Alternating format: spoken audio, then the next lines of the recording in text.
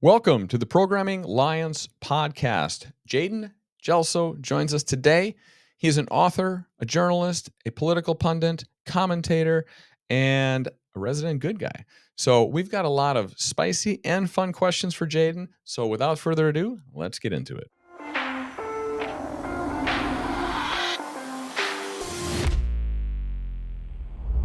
Jayden, welcome to the podcast. We're excited to have you on. We've got a lot of questions for you, but as we get started, I'm curious what got you into this business of, let's say, conservative commentary, and what do you do and why do you do it?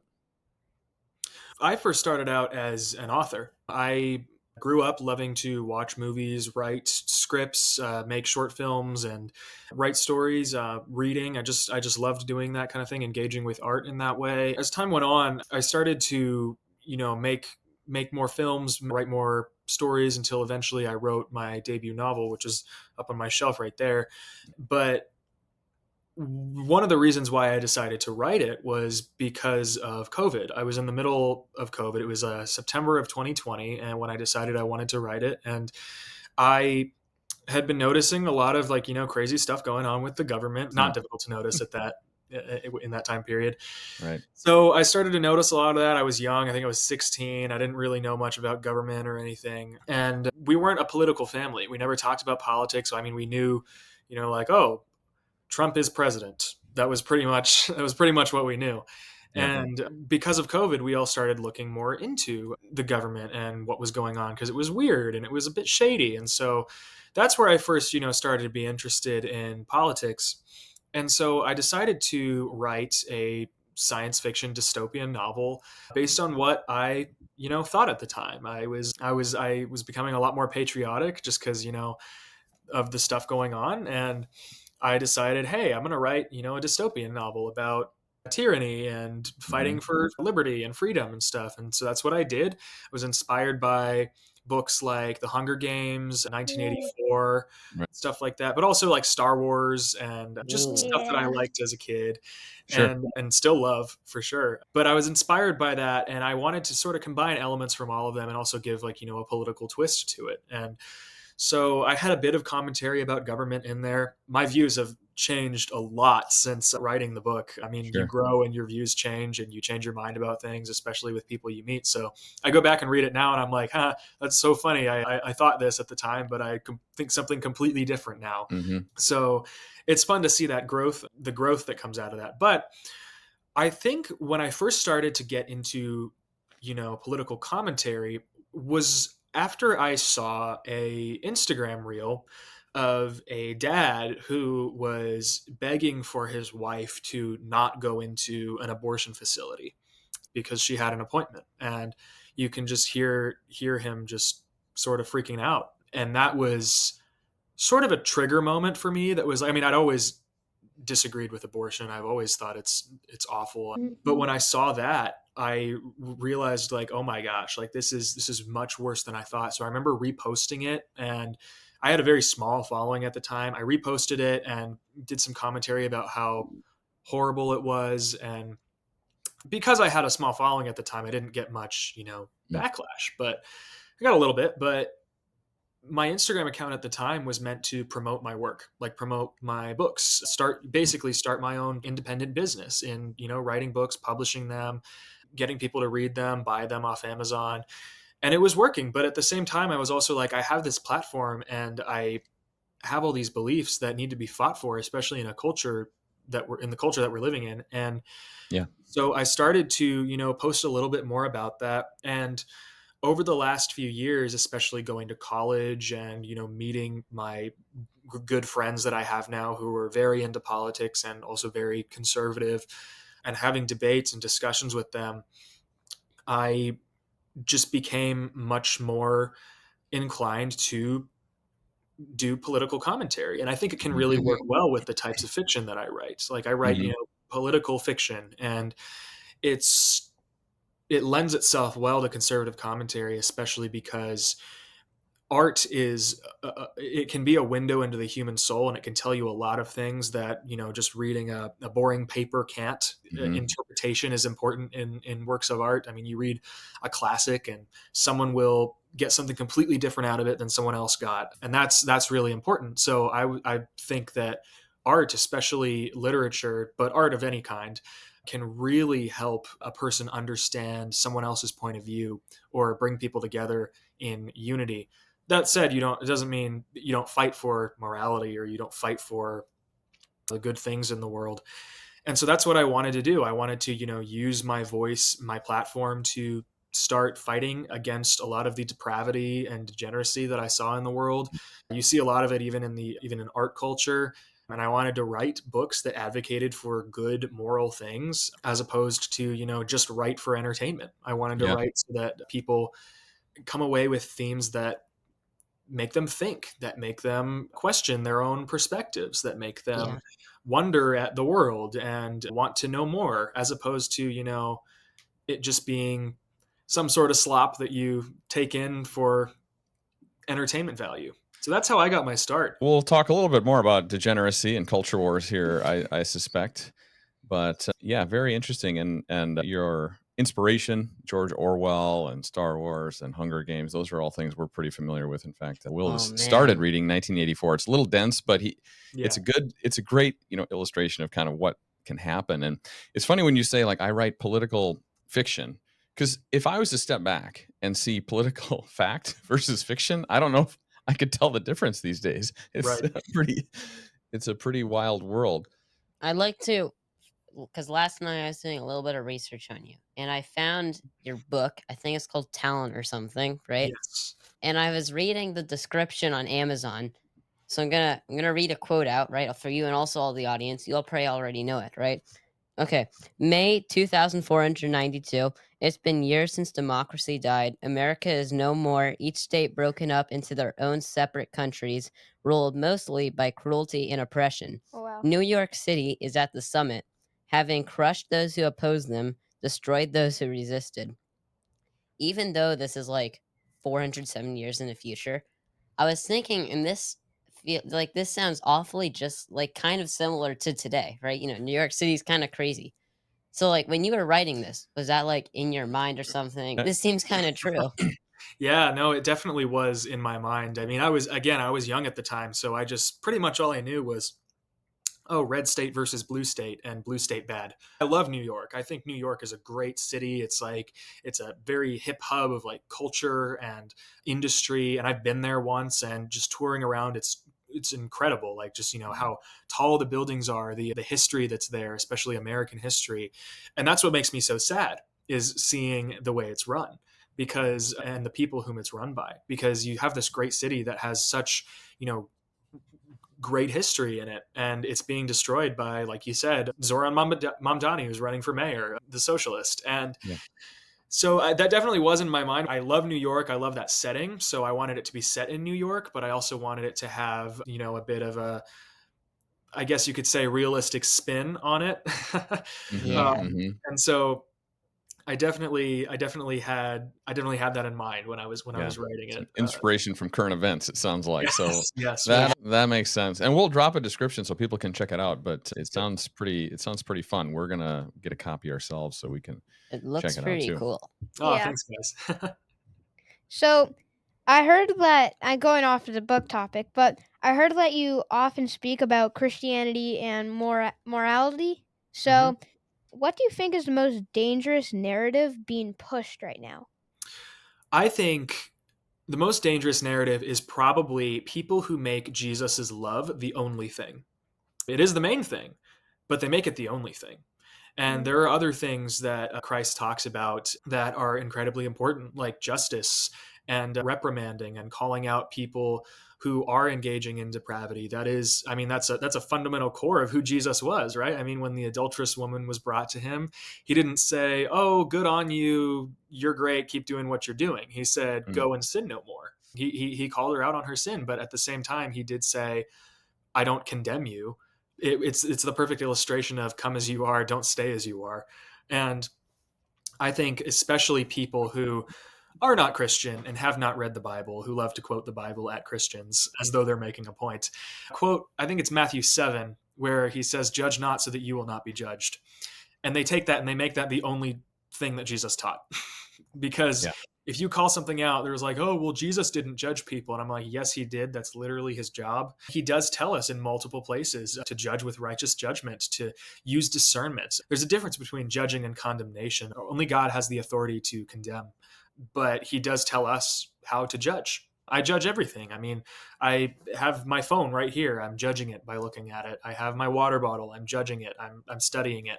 You judge everything you look at, or everything you engage with. Mm-hmm. Condemning is different. Condemning is when you act as though you have the authority to condemn someone for whatever they're doing. I don't have the authority to condemn someone. No human has the authority to condemn someone. God does, and only he does. But we do have the authority to judge, and judge meaning use discernment and call out things that are depraved, that go against Christ. I mean, just a week ago, I believe, Cynthia Erivo, who's an actress, she portrayed Christ in Jesus Christ Superstar, which is a musical. It's a very blasphemous musical. It basically tells the story of Christ from Judas's perspective and portrays him as a victim. So all around, just a terrible show. But what makes this one a bit worse is that they have a black queer woman playing Jesus. Mm-hmm. What? Yeah, and it's gross. That's exactly that was my reaction. What? We should have Sydney Sweeney play the lead character in Roots. It feels like an equivalent where if this happened the other way around, the left would absolutely go bananas. Like if Sydney Sweeney played any black character in history, yet they're doing this to Jesus Christ Superstar, which is pretty wild. I agree with you. It's like it's hard to watch, but it's okay in this society to make fun of Christians, Christian faith, Christian ethics. And I'm finding it more and more prevalent online. It's disappointing to see, but yeah, for sure. I mean, it's one of the things that tells you there's something special about Christianity, because they don't go after any other religion like they do Christianity. They only go after religions that are a threat. No religion is a threat like Christianity is. No religion. That's why Satan goes after it. He tempts people with all these other religions like Islam, stuff like that, Buddhism, Hinduism, and the whole purpose of those is to lead people away from Christ. And the reason why Christianity is so under attack is because Satan rules this world. One of the main problems that I see in our modern culture is people who love to take Jesus and sort of dress him up and make him their own. Jesus says what he says. He's not up for, your own spin on him. He's not up for your own twist on his words.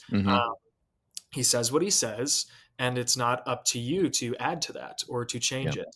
And that's what a lot of people do. They'll say, well, Jesus says judge not, and they ignore the 15 verses that come right after that tell you how you're supposed to judge. I think that is probably one of the biggest issues in modern culture's attitude towards Christ. They make him what they want him to be as opposed to what he actually is. And that is why we have a lot of churches nowadays supporting gay marriage, supporting the LGBTQ tribe, and all that. It's incredible how many, let's say, pastors and theologically educated people I see online with pretty large influences where they'll read verses and give their own interpretation. Meanwhile, they've got a pride flag in the background and they're promoting different variations of degeneracy in society, and they're using the Bible to espouse it. And I find that very shocking as maybe a more conservative Christian. How to snap back at these people? How do we clap back and shut down these false narratives? We refer to them in our house as the woke Jesus preachers. They're the woke Jesus preachers, where they're saying stuff that doesn't really match up with what we understand, our interpretations, and how we interpret the Gospels and all of that. Yet they make their own interpretation, and it fits the narrative, essentially broadening degeneracy. And we find that just counterproductive to society, humanity, human nature. So have you found a good way to sort of clap back at those kinds of clowns?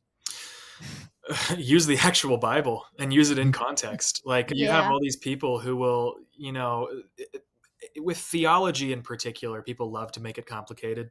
They Mhm. love to, and there are definitely aspects of it that are complicated, things we can't know, don't know, can speculate about. Mhm. But the actual gospel is very simple, and it's in Matthew, Mark, Luke, and John, and also Romans, Ephesians, and all of those. All of those books are incredible. They show you what Jesus taught. They're divinely influenced. Romans talks about how one is saved. Ephesians talks about how a child of God ought to walk. And it says it in very simple terms, but people love to take it and make it complicated. And that is a tool of the enemy. That's a tool of Satan in order to make it seem so utterly complicated that you can't know it yourself. You can't study it yourself. You need someone else to tell you. I would very much rather err on the side of what God says as opposed to what some random guy who was smart and wrote about theology in 1750 had to say about it.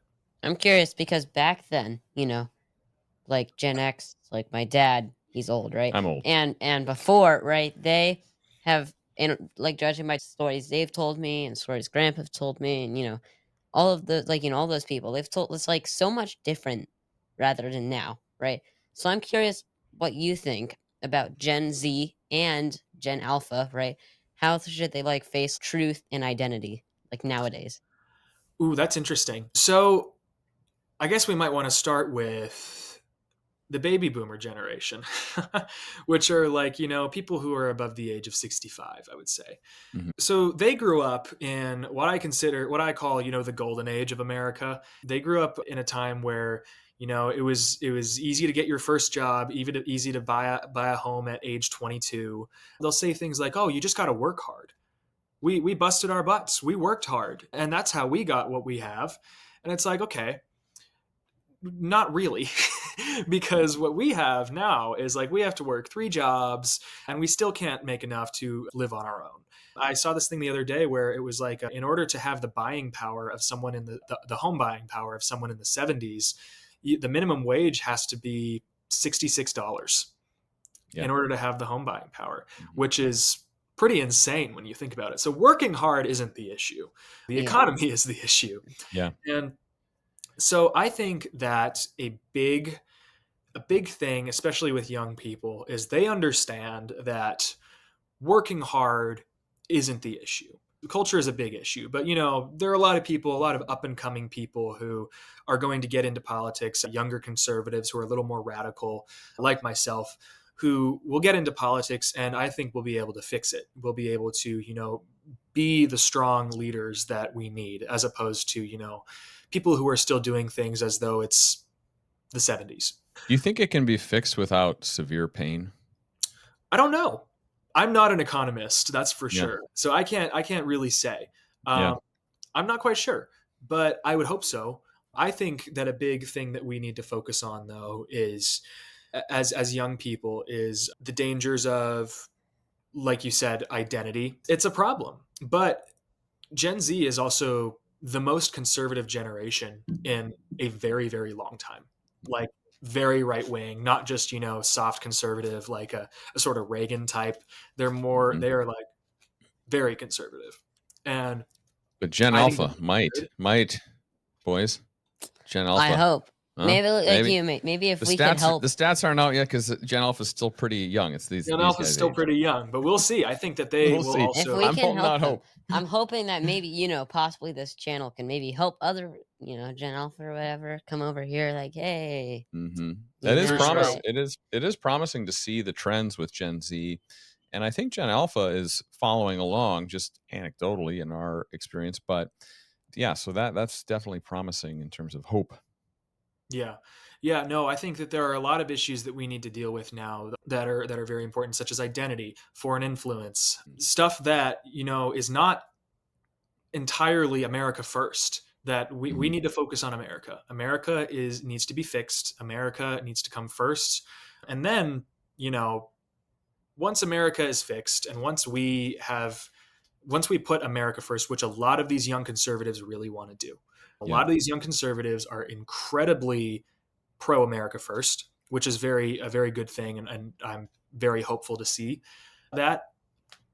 A lot of them understand that our leaders nowadays are not America first. They are all these people who engage in foreign affairs, whether it be Israel, Russia, Ukraine, all of these places that Yeah. are just like, we spend so much money, we send so much weapons to all of these different people who use it for their own ends. Much of the time is not good.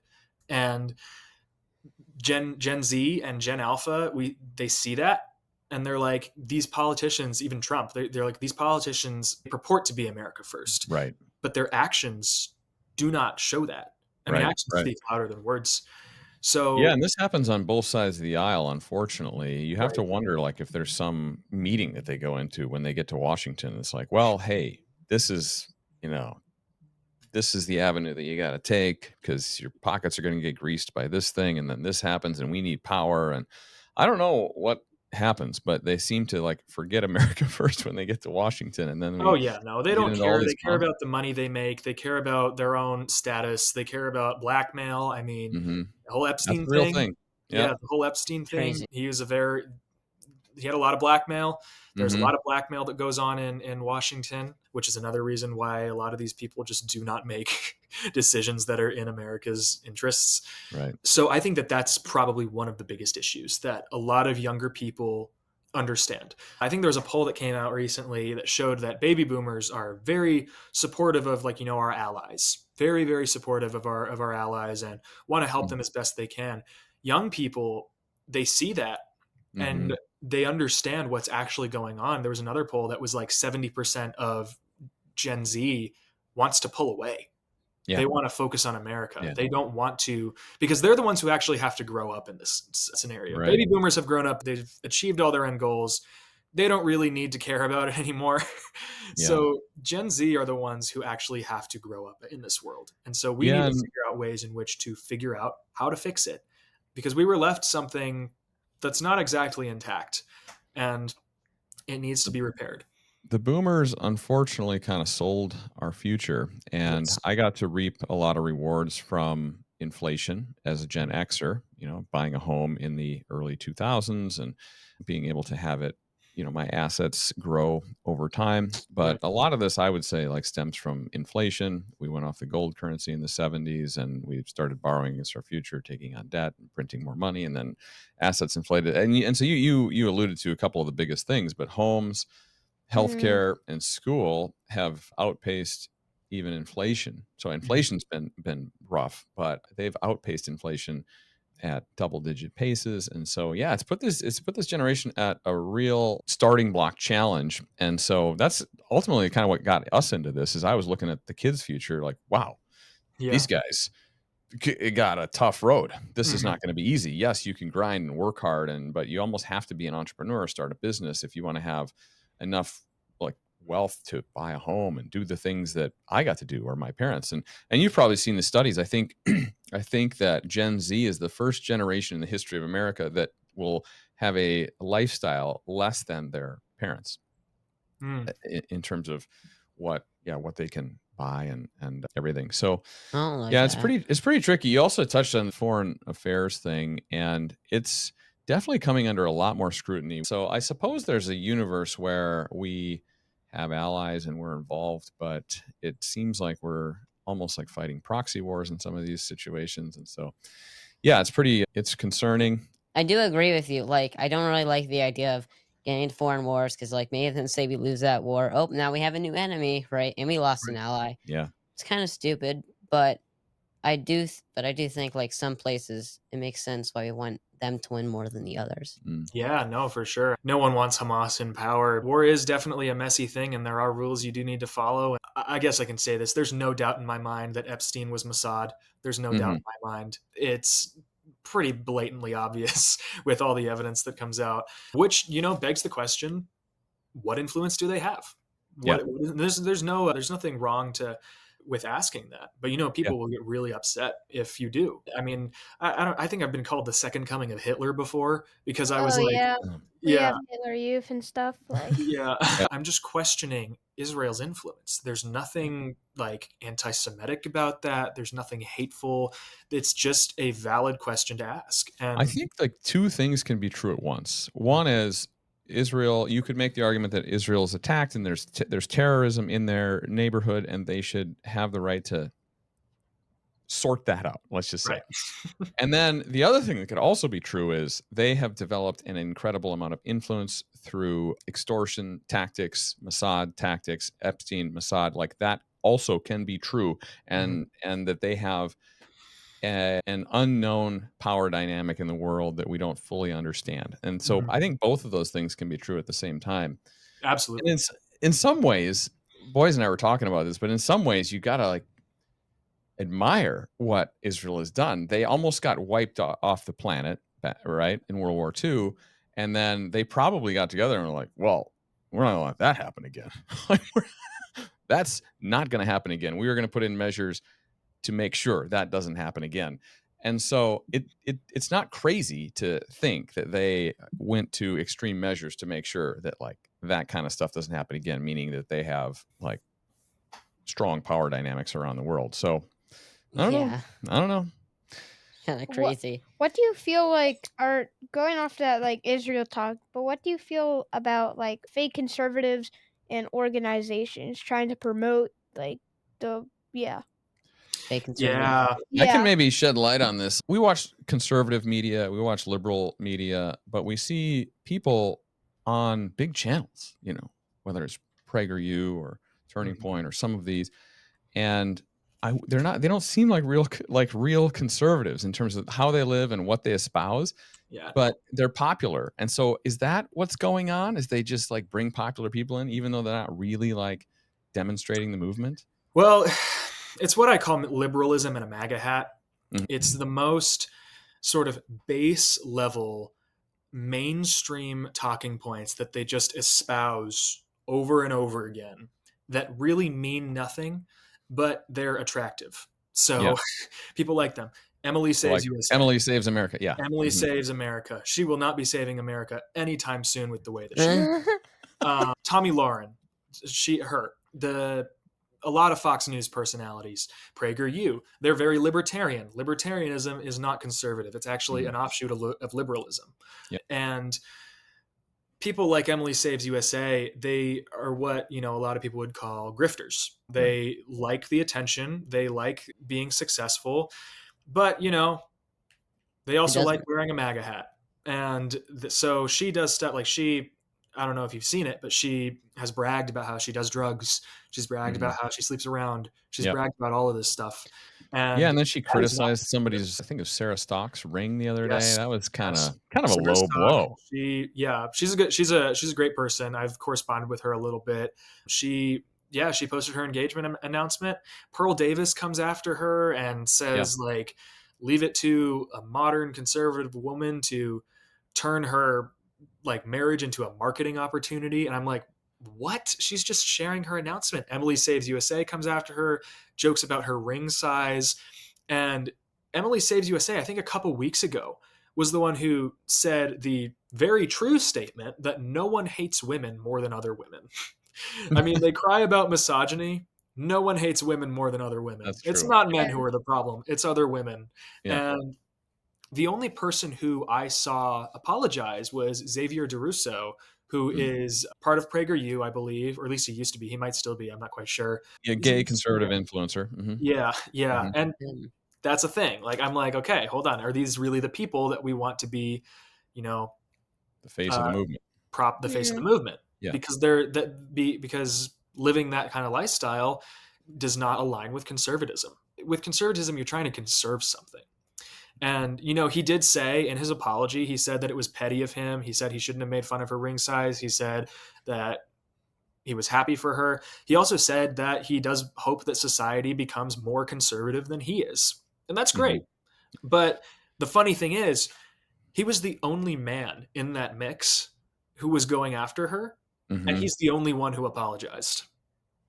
Yeah. Again, no one hates women more than other women.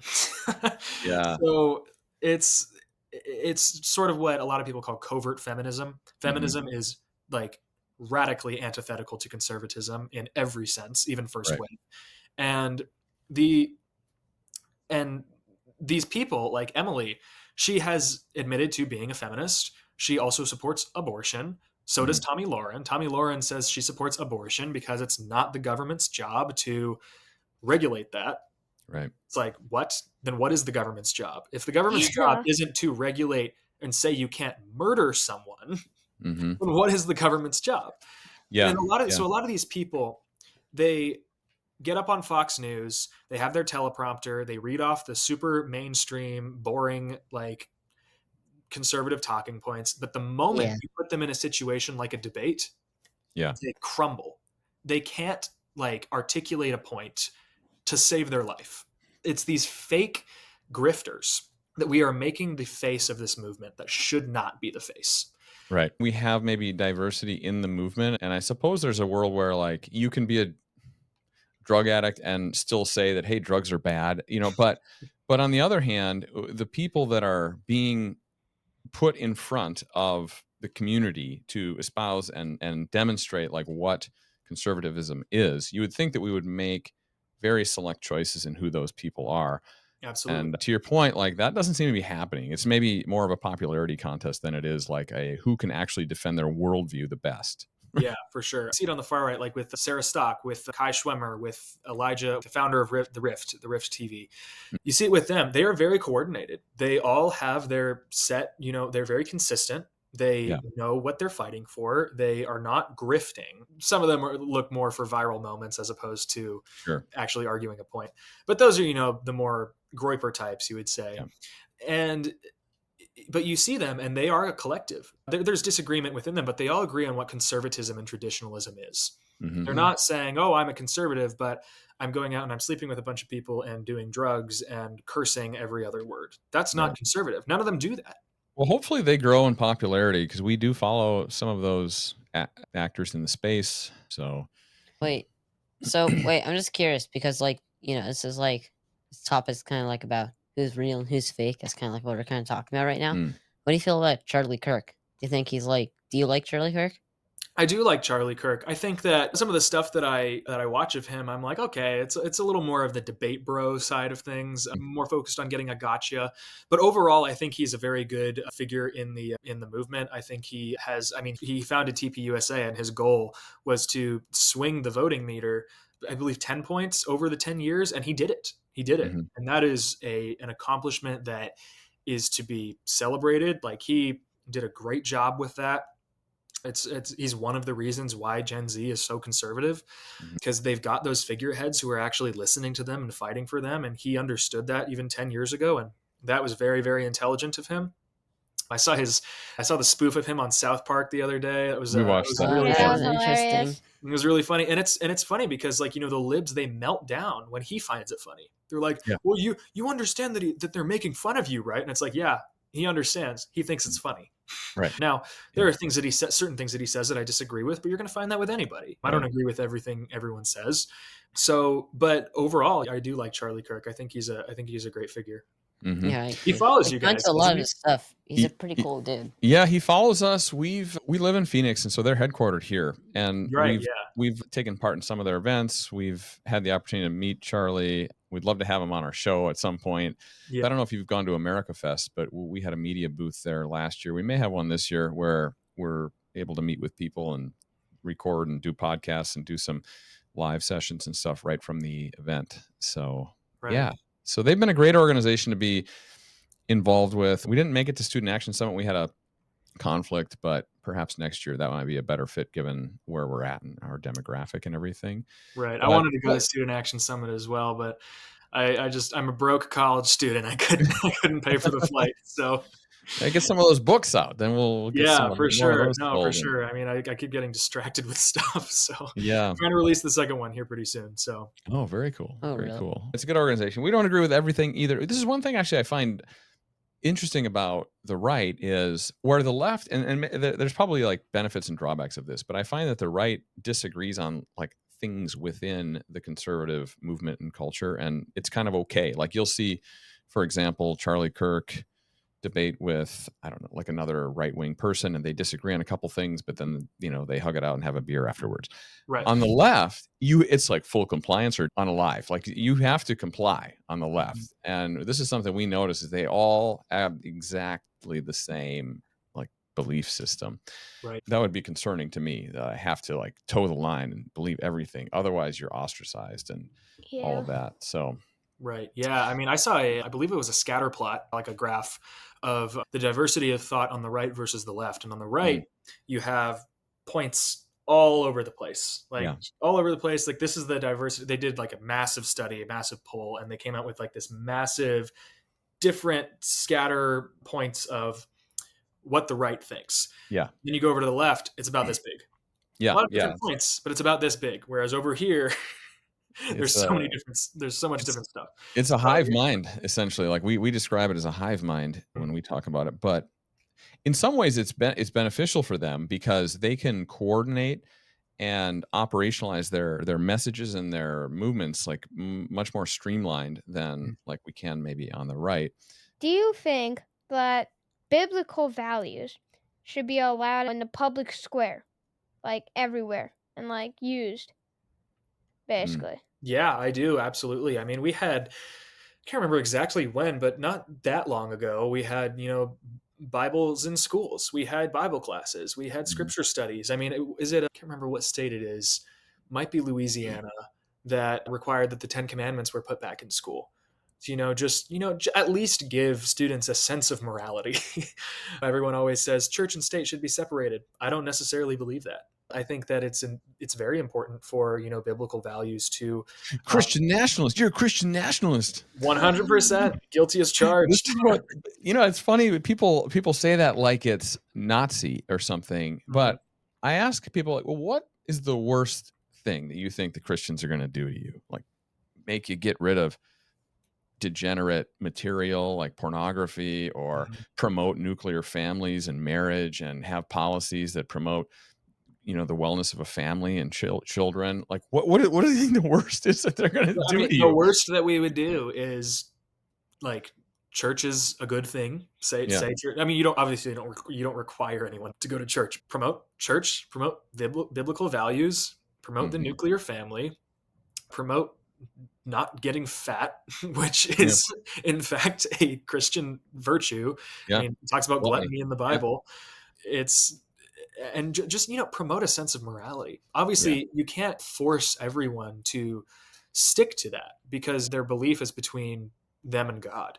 And God will deal with them. God says, vengeance is mine, I will repay.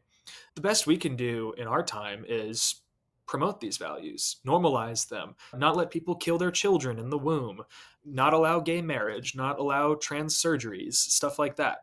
That is true conservatism because you're conserving Christian values. People will say, oh, well, conservatism is about freedom. What is freedom? That's actually more of a libertarian mindset. And again, libertarianism is just an offshoot of liberalism. Basically, what it says is every single human being should be free to do whatever they want all the time without any consequences. It's why they want weed and pornography and meth to be legal. And anything goes as long as you don't harm somebody else directly. Yeah. Well, that's the funny thing. Everything you do affects other people. It's like a ripple effect. No man is an island. Libertarians think that they are, and they say, well, right now it will harm people, but if you create a good culture surrounding it, then you can be libertarian. How are you going to do that though as a libertarian? The world is fallen. The world is not perfect. You can't create a perfect culture. That's a utopian ideal that doesn't exist. And so that's the problem with libertarianism and subsequently liberalism. They basically believe the same thing. The only thing I like about libertarians is the small government mindset. The rest of it is basically like free for all, do whatever you want, and you shouldn't be judged, including degenerate behavior. And if we have degenerate behavior, and they say it doesn't harm anybody, but we know it does, like Wave 2 feminism, it absolutely has harmed the community. It has harmed women. It has harmed children, like generations of families, the LGBT movement. It absolutely harms people. Just look at this, look at the data for these groups of people and other groups of people, and you know that it's harming people. I've asked a libertarian too, well, so just people can do drugs. So what happens when they become addicts? Then we have to have programs for them, and who's going to pay for the programs? And they don't have good answers for these things. Now, and I don't have to get into the whole like libertarian debate, but it's an interesting topic. What does healthy masculinity look like to you, right? Is it like dad? Is it like the trans person that we saw at the ice cream place, right? Like what's healthy masculinity look like to you? Me. Well, I think you need to have a good sense of ambition I think you need to have a good sense of stoicism, a healthy sense of stoicism. Ambition, it leads you to many different things. It leads you to becoming more fit, working out, leads you to achieving things like starting your own business or fighting for something or whatever it leads you to do. But most importantly, to be a man means to serve God, to lead your family, to lead your children in the gospel. That is what healthy masculinity and what biblical masculinity looks like. Doesn't matter if, your wife disagrees with you, doesn't matter if your kids don't like what you're doing. If you know that God is happy with you and you know that God is instructing you to handle something a certain way or to do something a certain way or lead your family a certain way, it doesn't matter what they think about it. It only matters what God thinks about it.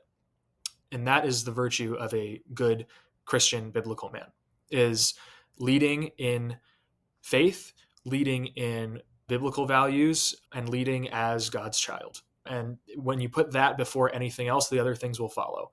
Ambition will follow, stoicism will follow, presenting yourself as a man will follow. It just naturally follows. It's difficult, but that is what we are supposed to do as men.